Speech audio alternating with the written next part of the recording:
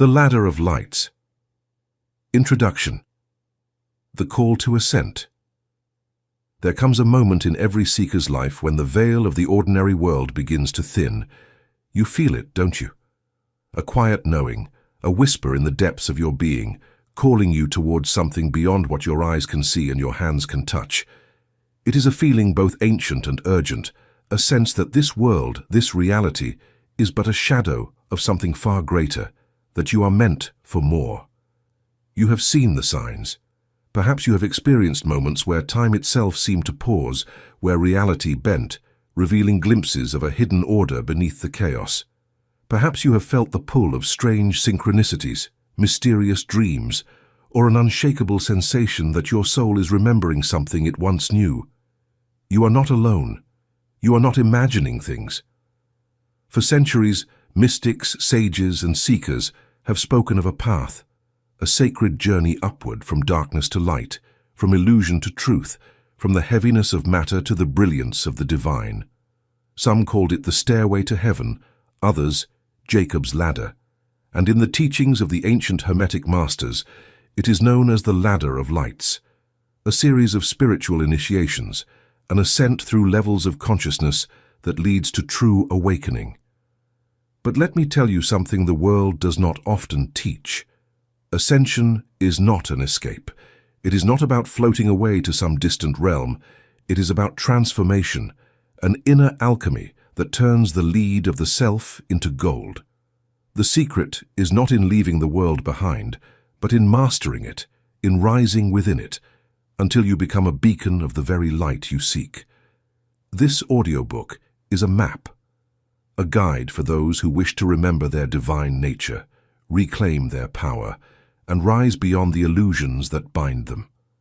We will explore the 7 rungs of the ladder, each one revealing a new stage of the soul's ascent. We will uncover the hidden teachings of ancient wisdom traditions, the laws that govern spiritual evolution, and the practical steps to awaken the luminous being within you. But be warned, this is not a journey for the faint of heart. To ascend is to shed illusions, to face the self with unflinching honesty, to let go of all that is false, and to embrace the eternal. The path of light is not without trials, but for those who walk it, the reward is beyond measure, a life of clarity, purpose, and union with the divine. So, if you feel the call, if your soul stirs at these words, then take a deep breath, step forward, and prepare to climb. The ladder awaits.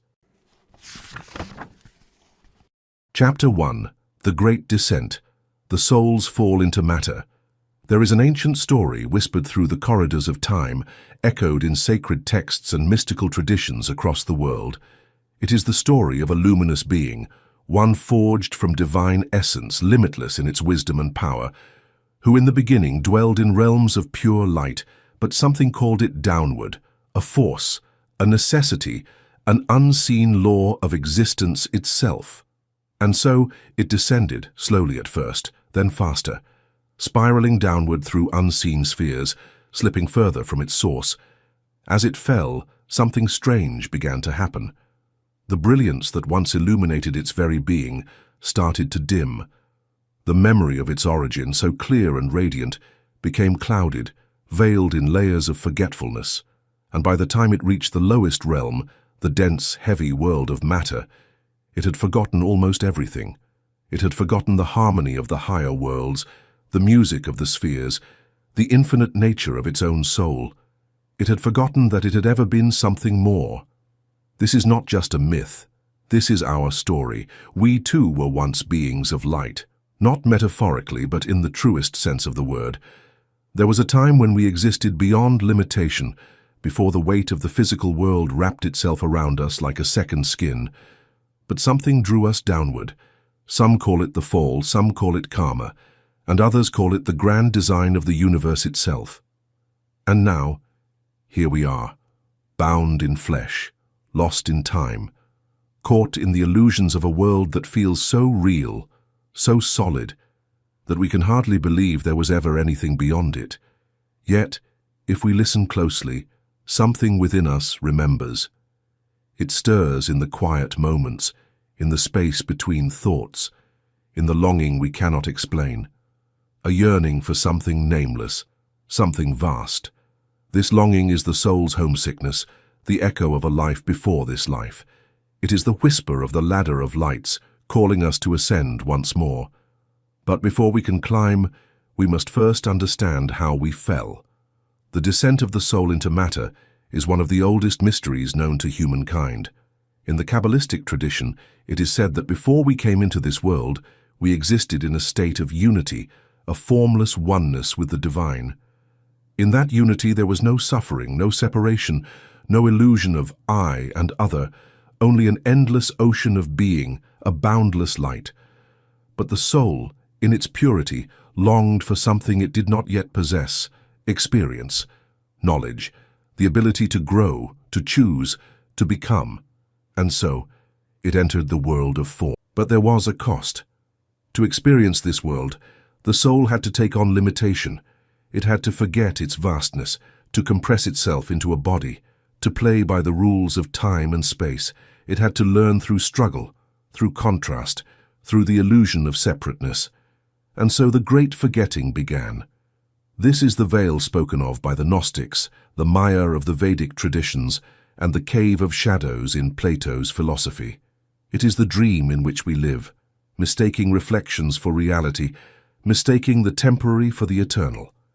The physical senses, sharp and immediate, dominate our perception, convincing us that this world of solid forms is all there is. The mind, conditioned from birth, is trained to believe in its smallness, in its mortality, in the limitations imposed by the material plane. But here lies the paradox. The very world that binds us also holds the key to our liberation. For just as the soul descended into matter, so too can it rise. The great sages have always taught that the journey downward was never meant to be permanent. The divine spark within us, though buried beneath layers of illusion, cannot be extinguished. It is waiting, dormant but powerful, ready to be awakened.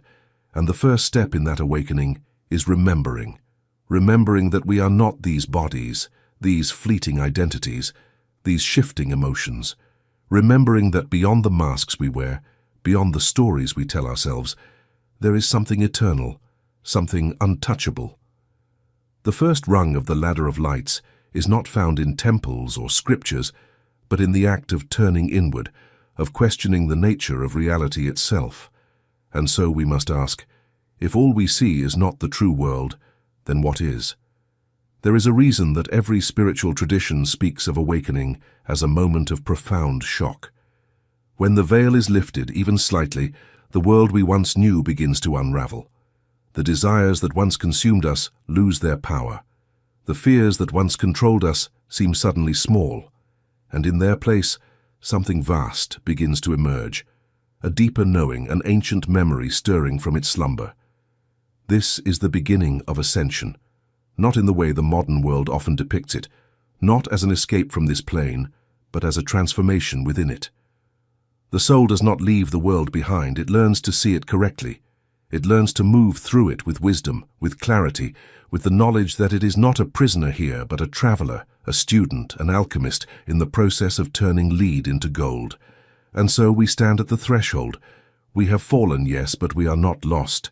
The ladder of lights is before us, hidden in plain sight, waiting for those with eyes to see.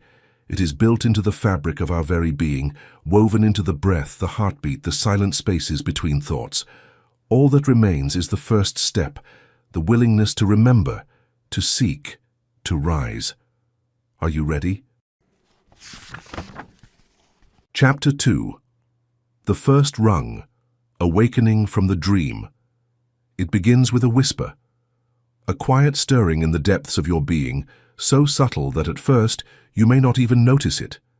It is not a voice, not words in the way you have been taught to understand them, but something deeper, something ancient, a knowing, a feeling that something about this world, this life, is not as it seems. At first you may try to ignore it. You move through your days as you always have, following the rhythms dictated by the world around you. You wake, work, speak, consume, and sleep.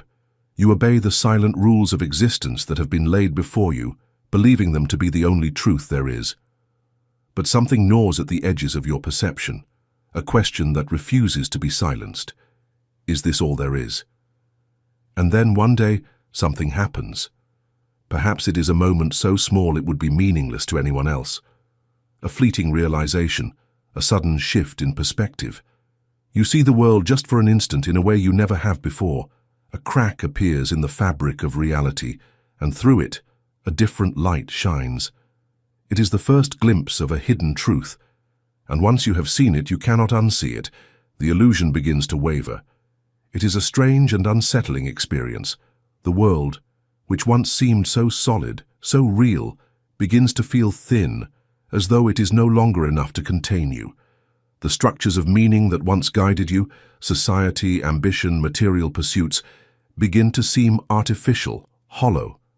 You start to sense that the things you have been chasing may not hold the fulfillment they once promised, and the people around you, those who still walk in the dream without question, seem distant, as though you no longer speak the same language. This is the first rung of the ladder of lights, awakening. It is the breaking of the spell, the lifting of the veil, the moment the sleeper stirs within the prison of the flesh. And though it may begin in silence, in contemplation, it is not without cost. The world does not take kindly to those who wake up. The moment you begin to see beyond the illusion fights back. Doubt creeps in, whispering that perhaps you are imagining things, that you are simply restless, that this is nothing more than the ordinary weariness of life. But somewhere deeper, beneath the layers of conditioning, you know that is not true. You know something inside you has changed. And then, just as quickly as it came, the glimpse of truth may disappear. You may fall back into the rhythm of the world, carried once again by its currents. But it is never the same.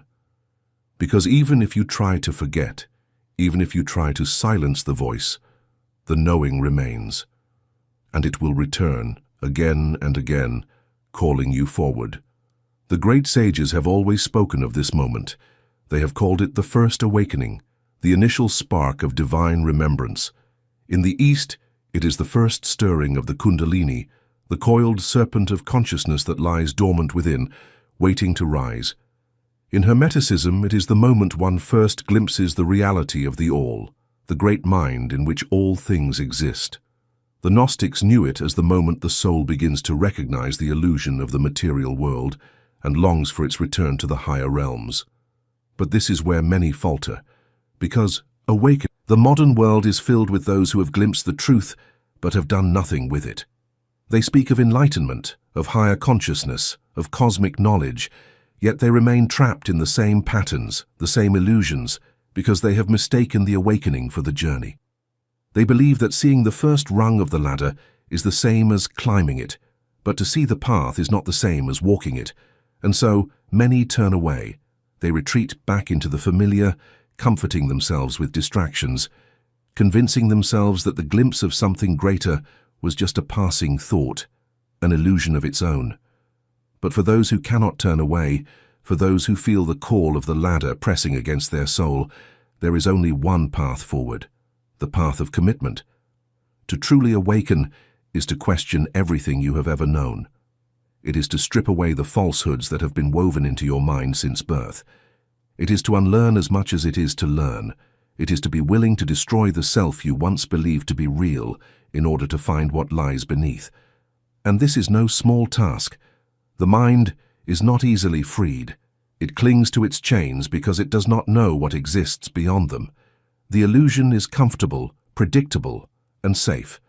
The ego fears its own dissolution, and so it resists the truth with all its strength.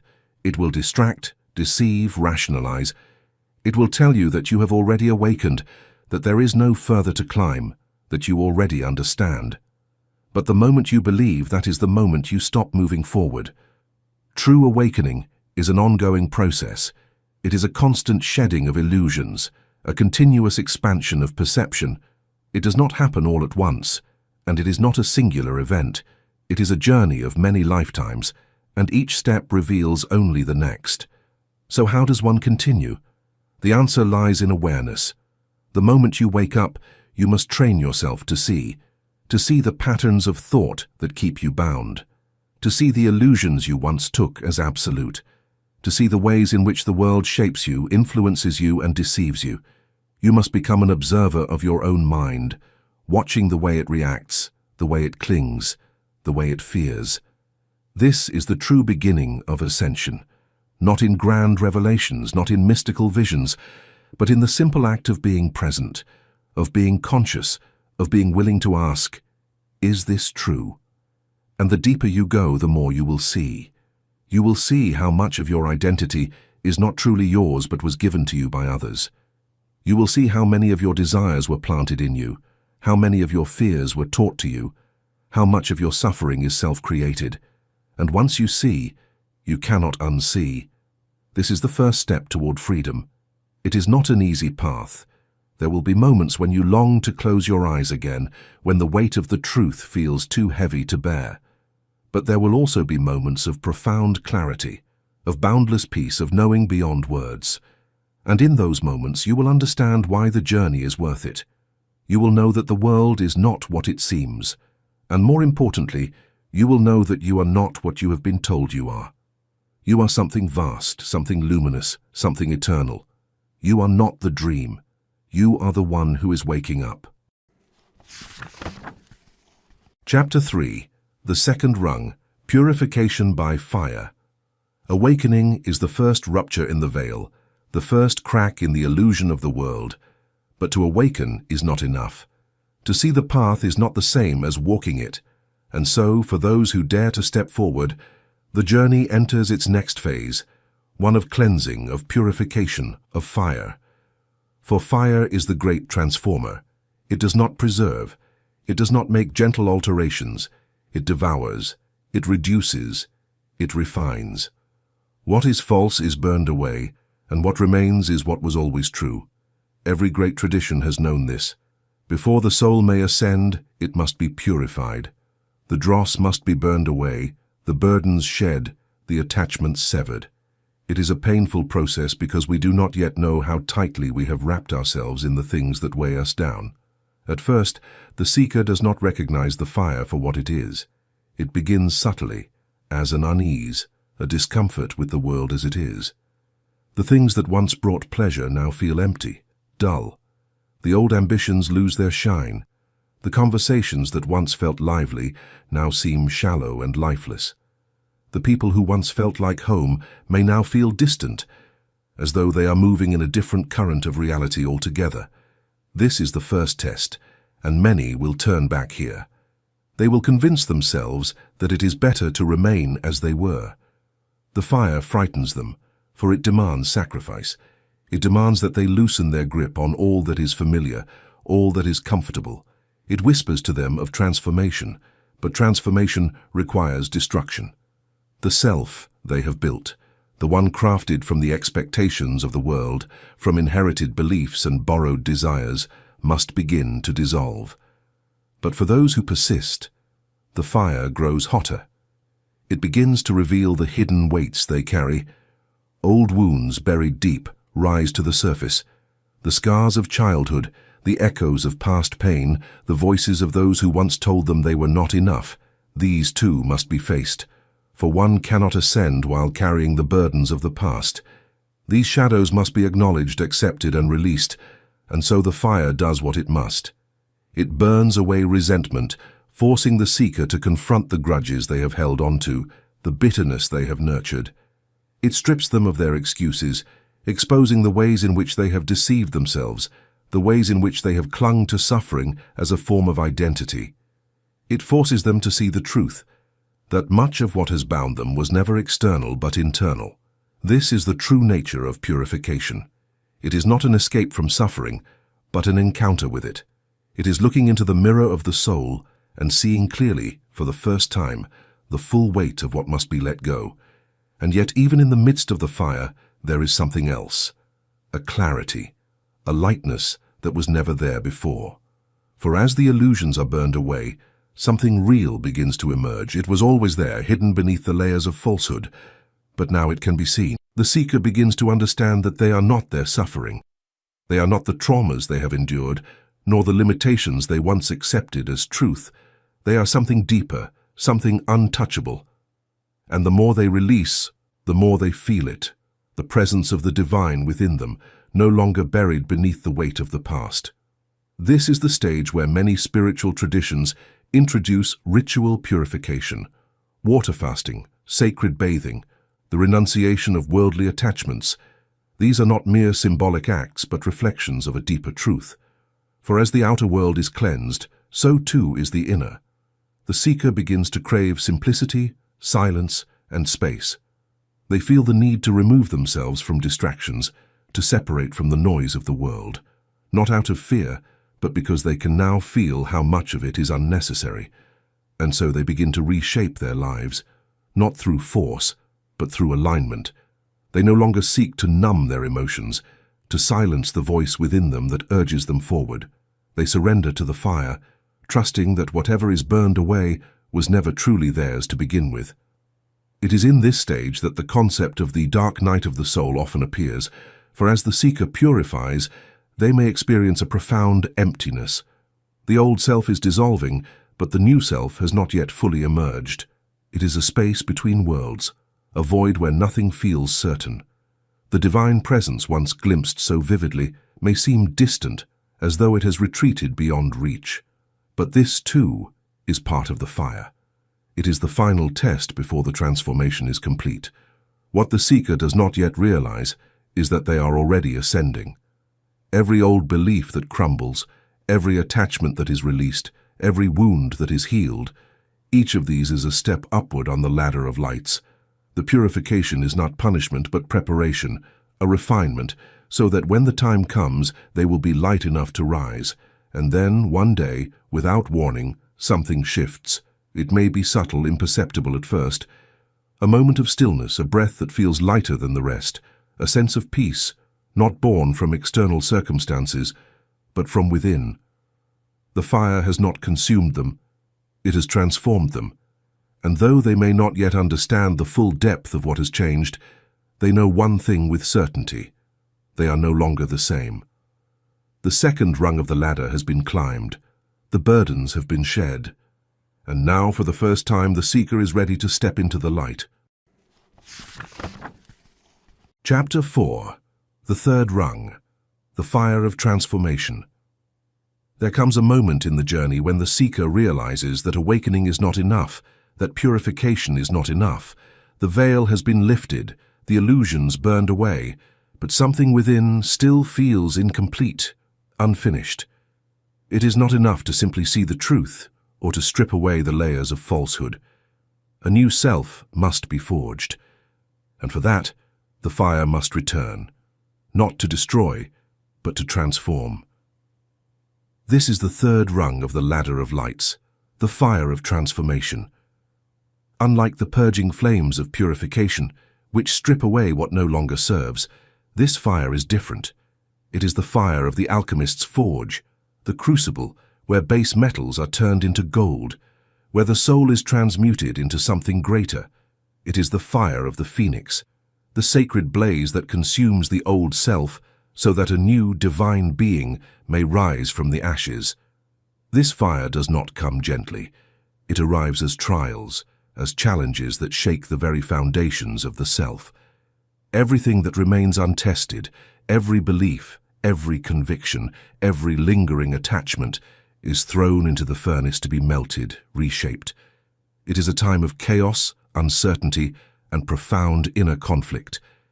And yet, hidden within the struggle, there is something miraculous taking place, for what is happening is not destruction, but refinement.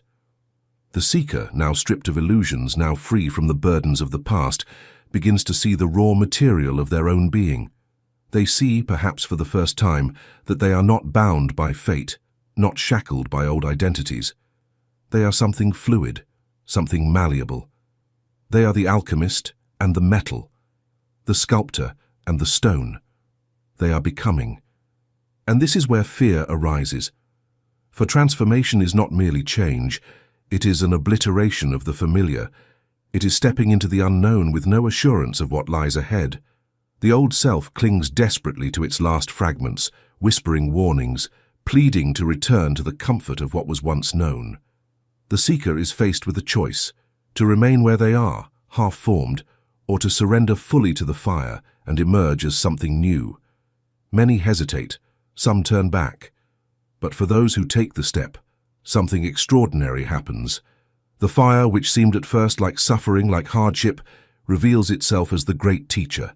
It is through the trials, through the struggles, through the breaking and the reshaping, that the soul discovers its own strength. The seeker learns that they are not fragile, that they are not at the mercy of the world, that within them there is a power that cannot be touched by circumstance, that cannot be dimmed by fear. This is the birth of divine will. The great mystics have always spoken of this stage as the forging of the solar body, the true self that exists beyond the limitations of the material world. In alchemy, it is the stage of albedo, the whitening, where the purified soul is illuminated with divine fire. In the Kabbalistic tradition, it is the ascent into Tifereth, the heart of the tree of life, where the lower and higher selves merge into one. It is the moment when the seeker ceases to be merely human and steps into something greater, and with it comes an understanding. Transformation is not given, it is claimed. The seeker realizes that no one will hand them enlightenment. No divine hand will reach down and pull them upward. The ladder of lights is climbed by will, by action, by the conscious decision to step forward again and again, no matter how fierce the fire. And so, they begin to act. Not from fear, not from desire, but from something purer, something unshaken by the changing winds of the world. They act because they are. No longer seeking approval, no longer ruled by doubt, no longer shackled by the weight of past wounds. They move forward with a clarity that can only come from one who has walked through fire and emerged whole. This is the moment of true power. Not power over others, not the illusion of control, but the power of presence, of mastery over the self. The seeker no longer reacts to the world. They shape it. Their words, once uncertain, now carry weight. Their actions, once hesitant, now ripple outward, affecting everything they touch. The fire has refined them, and in its heat they have become a force unto themselves. And then, something unexpected happens. The world responds. The external reality, which once seemed indifferent, begins to shift. Synchronicities align. Doors open. The right people appear at the right time. Opportunities that once seemed impossible become effortless. It is as if the universe itself has been waiting for this moment, waiting for the seeker to step into their own power. But the greatest revelation of all is this: the fire was never an enemy. It was never there to harm, to punish, or to destroy. It was the soul's own creation, the necessary catalyst for its own evolution. And now, standing at the threshold of the next rung, the seeker understands. They are no longer the person they once were. The self that entered the fire has been left behind, and in its place something new has risen, something luminous, something unstoppable, and the climb continues. Chapter 5. The Fourth Rung, Illumination. There comes a point in the journey when the fire has done its work, the illusions have been burned away, the false identities stripped down to nothing, and the seeker stands on the edge of something vast and unknown. The weight of the past no longer binds them, and the fears that once held them captive now seem like distant echoes of another life. And then, without warning, the light appears. It does not come as a blinding flash or a sudden burst of revelation. No, it emerges slowly, like the first glow of dawn creeping over the horizon. At first it is only a subtle shift, a heightened awareness, a deepening stillness. The world begins to feel different, more vivid, more alive. Colors seem richer and sounds more resonant. The air itself feels charged with something unseen, something luminous.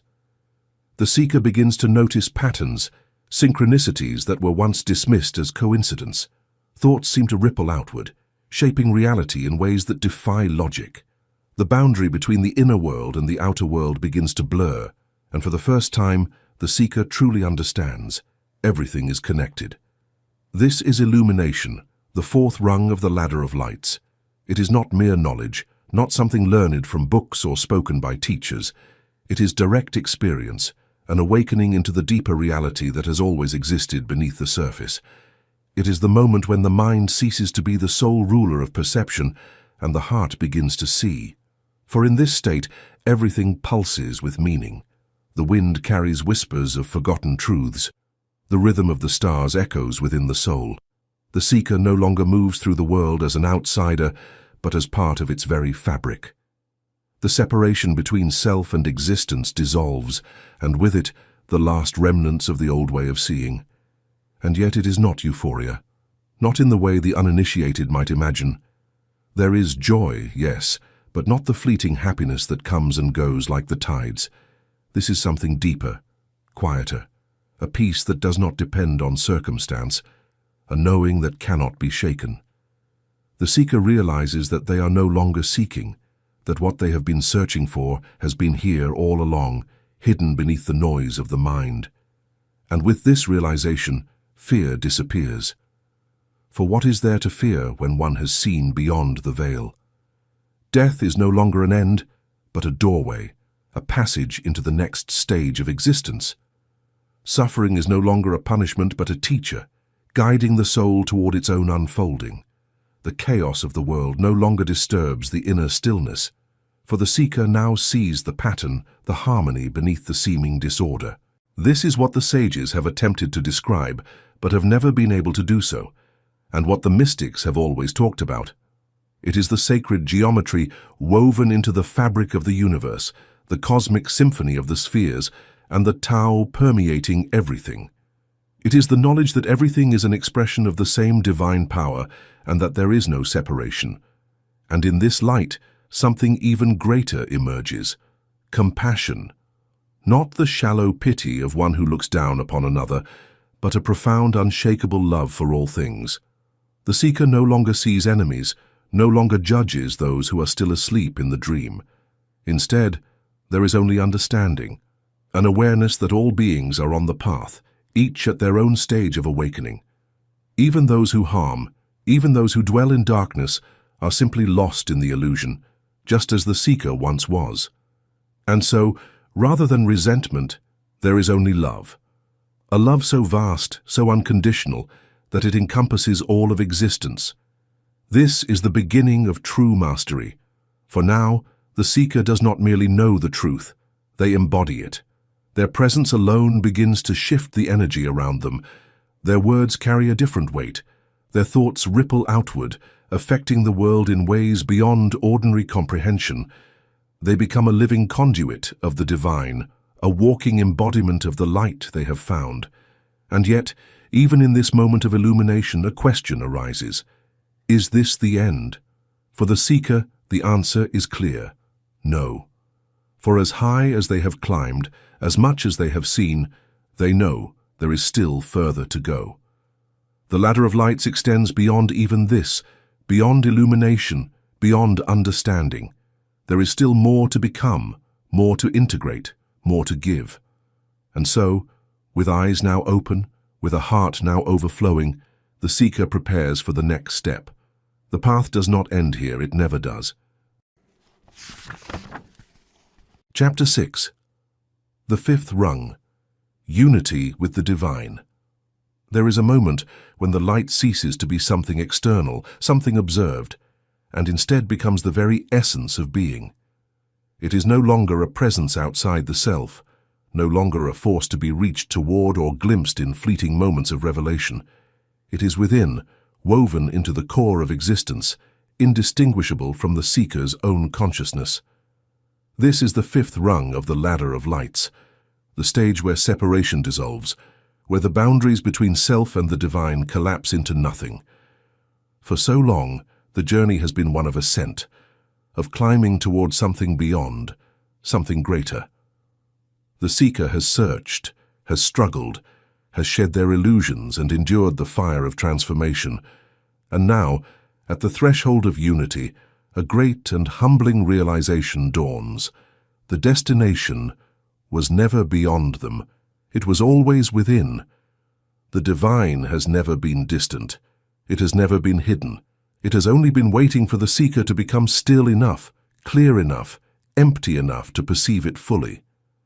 In that perception, something extraordinary occurs.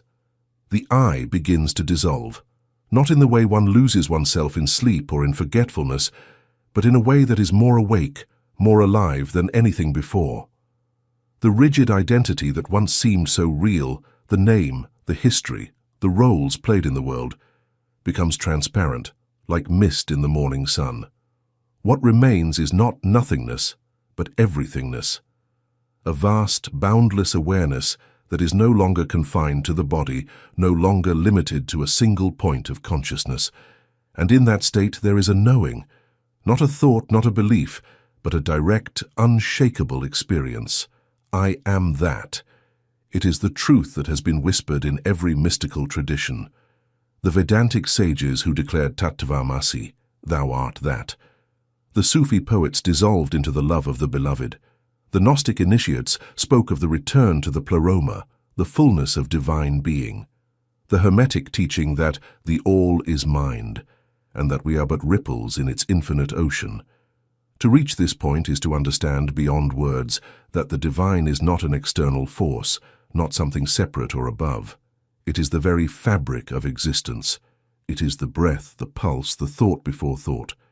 It is the silent presence behind every moment of life, the hidden thread connecting all things. And in this unity, there is no fear. For what is there to fear when one knows they are eternal, when they have seen beyond the illusion of time, beyond the falsehood of death? The body may wither, the world may change, but the essence remains, untouched, unbreakable. The seeker, now more than a seeker, realizes they were never truly seeking. They were only remembering. The waves of existence may still rise and fall, but now they are seen for what they are.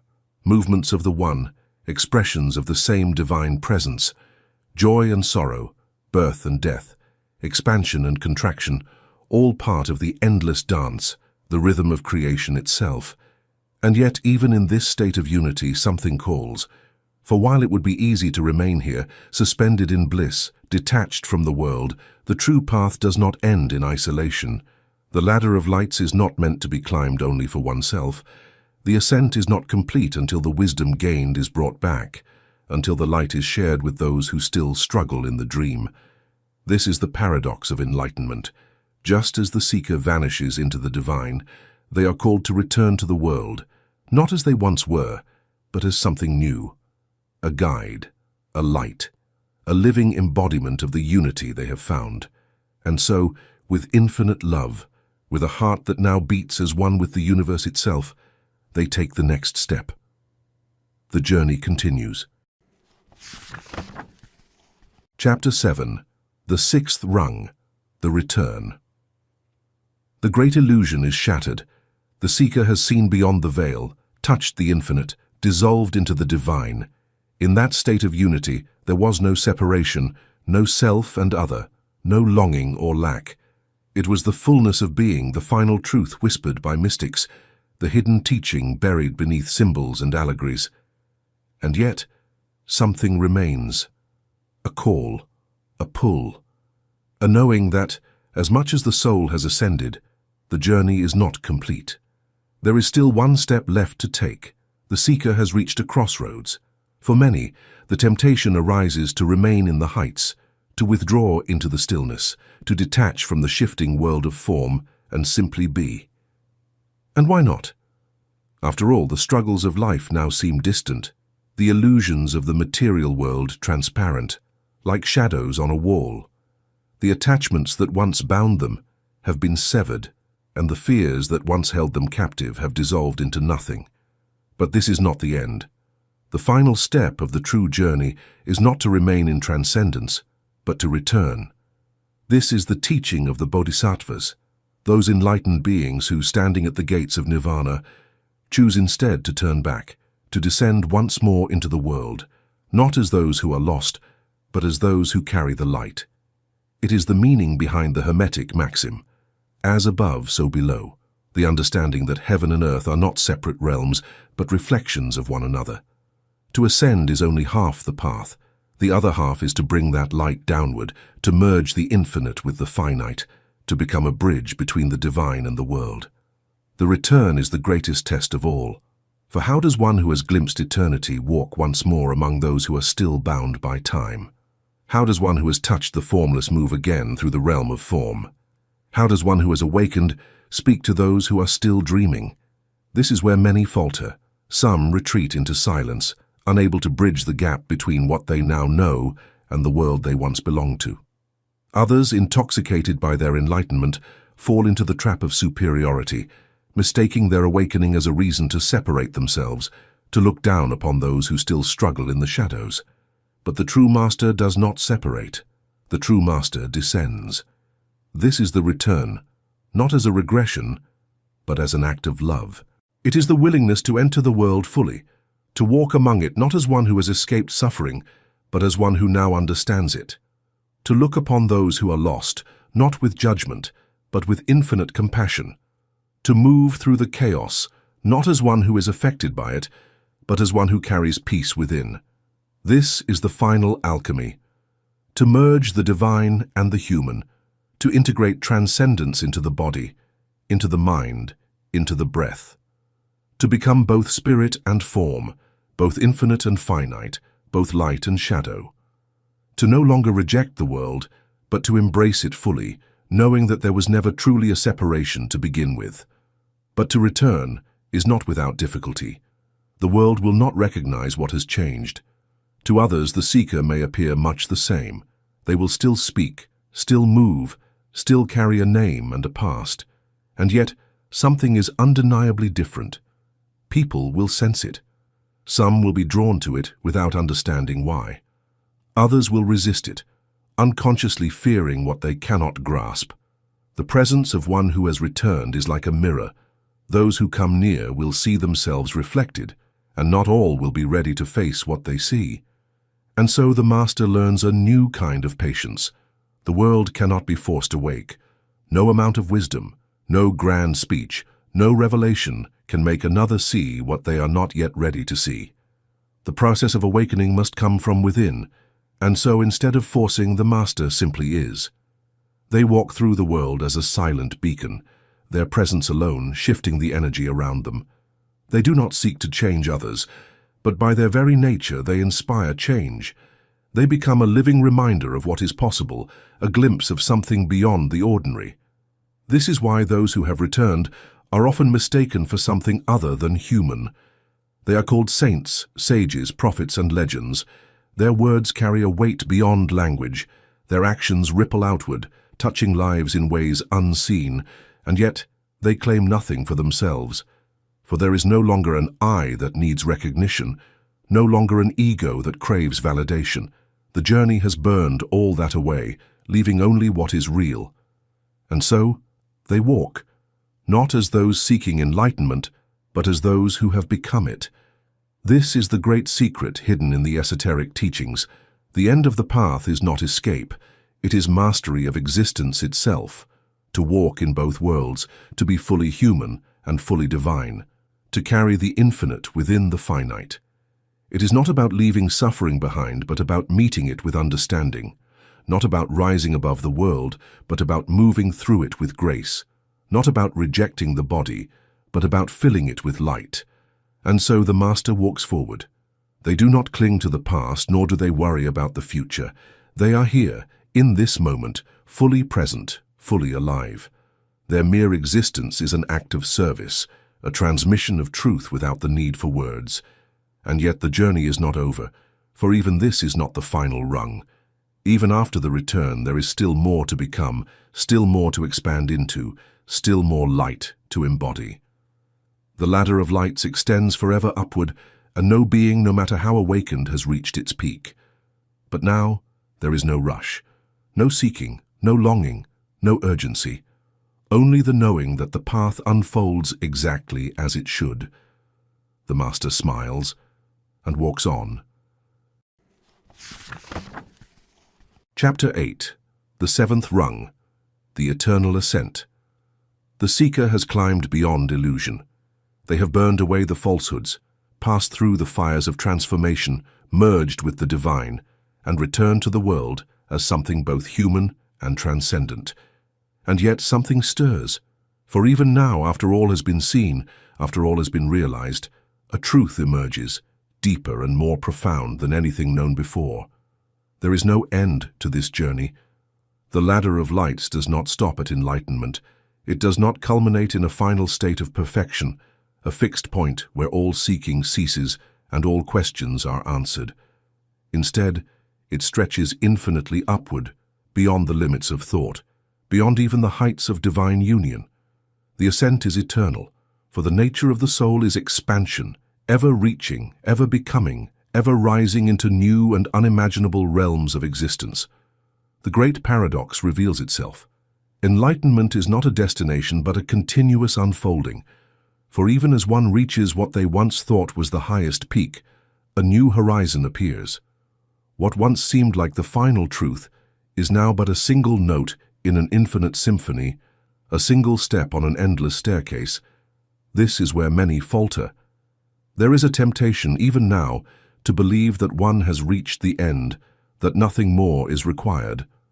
Some believe themselves to have grasped the full nature of reality, to have attained the highest state of being. They create new identities around their enlightenment, new labels, new roles. They become teachers, gurus, leaders, figures to be followed and revered. But the true master knows better. For the moment one believes they have reached the top, they have already begun to fall. The universe is not static. It is movement, rhythm, a constant unfolding of creation. To claim finality is to step out of harmony with that flow, to stop growing, to cease the very process that led to awakening in the first place. And so, the master lets go. Of the need to be seen, of the need to be right, of the need to hold on to any fixed identity, even that of the enlightened one. They dissolve into the unfolding, surrendering not to stillness, but to the movement of the divine itself. This is the highest state, not permanence, but infinite becoming. The great spiritual traditions have all hinted at this truth, though it is often misunderstood. The Buddha did not claim to have reached an end, but spoke of the path as one of infinite unfolding. The Kabbalists speak of the ever-ascending tree of life, with no final destination, only deeper and deeper levels of divine reality. The Hermetic sages knew that all things are in constant flux, and that the highest wisdom is not in clinging to a state, but in learning to flow with the eternal current. And so the master continues to ascend. But this ascent is different from before. It is no longer a struggle, no longer a seeking born of longing or lack. There is no longer the need to find something, for all is already present. Instead, there is only allowing, a surrender to the endless unfolding of the soul's evolution. The journey now is one of refinement, a deepening of wisdom, a greater embodiment of light, an ever-expanding awareness that touches all things, seeing the divine not just in the heights of transcendence, but in the smallest, most ordinary moments of life. For now, the master sees clearly. The path was never just upward, it was always everywhere. The divine is not only in the moments of revelation, but in the simple act of breathing, in the laughter of a child, in the rustling of leaves, in the quiet stillness of an empty room. The great truth is not found only in sacred texts or mystical visions, but in the way the morning light spills across the floor, in the way a stranger's kindness lingers in the heart. This is the final realization of the seventh rung. The universe itself is the ladder. There is no difference between the spiritual and the mundane, no separation between enlightenment and ordinary existence. The journey of ascent does not lead away from the world, but deeper into it. With this understanding, the master ceases to seek and instead simply lives. But this is not a return to unconsciousness. The awareness remains deeper than ever before. Every step is sacred. Every moment is a lesson. Every breath is an act of devotion. And so, the master walks through the world not as one who has reached an end, but as one who has embraced the eternal unfolding of the soul's infinite potential. There is no finality, no fixed point of completion, only the vast, endless sky above, waiting to be explored. The ascent never ends, and that is the greatest gift of all. Conclusion. The invitation to rise. The journey has been long, winding through the veils of illusion, the fires of transformation, the stillness of divine union and the path of return. The seeker has climbed the ladder of lights, rung by rung, shedding burdens, expanding awareness, awakening to a reality far beyond what the physical senses once dictated. And yet, the path has no end. This is not a story of completion. It is a story of becoming, a story that does not stop at enlightenment, but continues infinitely, spiraling ever upward, ever inward. For consciousness is not a fixed point, not a destination to be reached and claimed, but a river without shores, a sky without boundaries. Perhaps this realization is the greatest awakening of all, that the longing which once seemed like an emptiness to be filled was never about reaching a final state, but about learning to dance with the eternal unfolding. That the soul's hunger for truth is not meant to be satisfied with one answer, one moment of revelation, but is itself the fuel that propels it ever forward, ever higher. And so we arrive at a choice, not a grand decision, not a final test, but the simple, quiet question that has always lingered beneath the surface of existence. Will you climb? Not because you must, not because there is something to be won or achieved, but because the essence of your being is movement, is growth, is light seeking to illuminate itself. The ladder of lights does not demand that you ascend. It does not judge those who choose to remain where they are, but it is always there, waiting, stretching upward into the unknown, offering a path to those who feel the call. The first step is the hardest. It requires courage to question, to let go of the familiar, to step beyond what is comfortable. But once taken, the momentum builds. Each rung climbed brings new understanding, new strength, new vision, and before long the climb is no longer a struggle. It becomes a state of being, a way of existing in harmony with the great unfolding of the universe itself. The truth is this: you were never meant to remain asleep. The flickering light within you, the quiet whisper that has led you here, is proof enough. You are called to awaken. You are called to rise.